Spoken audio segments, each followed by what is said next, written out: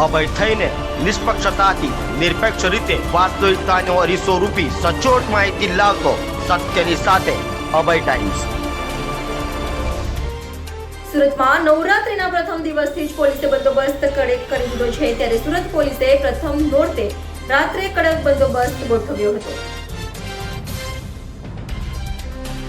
સુરતમાં નવરાત્રીના પ્રથમ દિવસથી જ પોલીસે કડક બંદોબસ્ત ગોઠવી દીધો છે। રાત્રે કોઈ નશાની હાલતમાં ગરબા પંડાલમાં ન આવે તે માટે પોલીસના પ્રયાસો જોવા મળ્યા હતા, જેને લઈ સુરતના અલગ અલગ પોઈન્ટ પર પોલીસનો ચુસ્ત બંદોબસ્ત જોવા મળ્યો હતો। પોલીસે તમામ વાહન ચાલકોનું આલ્કોહોલ ટેસ્ટિંગ મશીન વડે પરીક્ષણ કર્યું હતું।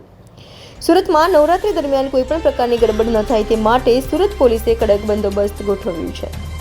આજે નવરાત્રી પર્વનો પ્રથમ દિવસ છે, પ્રથમ નોરતા છે અને નવરાત્રી દરમિયાન સુરત શહેરમાં કાયદો અને વ્યવસ્થાની પરિસ્થિતિ જળવાઈ રહે અને સુચારુ રૂપે પ્રસંગ પરિપૂર્ણ થાય અને બધા ખેલૈયાઓ, ગરબા રસિકો અને ભક્તજનો અને સુખ શાંતિ અને સલામતી જળવાઈ રહે તે હેતુથી સુરત પોલીસ દ્વારા નવરાત્રિના પર્વ દરમિયાન અમારી સી ટીમ છે, સી ટીમ દ્વારા ગરબાના સ્થળો છે, જાહેર સ્થળો જ્યાં નગરજનો એકઠા થતા હોય અને ત્યાં આગળ કોઈ ન્યુસન્સ તત્વો દ્વારા કોઈ ન્યુસન્સ ફેલાવવામાં ના આવે અથવા તો કોઈ એવું અટકચાળું કરવામાં ના આવે તે અર્થે અમારી સી ટીમ સતત કાર્યરત છે।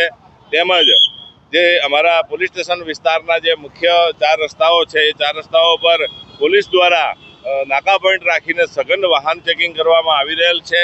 તેમજ કોઈ આ તહેવાર દરમિયાન કોઈ નશાયુક્ત વ્યક્તિઓ કોઈ એવું ડિસ્ટર્બ ના કરે લોકોને, એના માટે તેઓ વિરુદ્ધ બ્રીથ એનાલાઇઝર નો યુઝ કરી અને નશો કરેલી વ્યક્તિઓને પકડી પાડવામાં આવી રહ્યા છે અને તેમના વિરુદ્ધમાં કેસો કરવામાં આવી રહ્યા છે।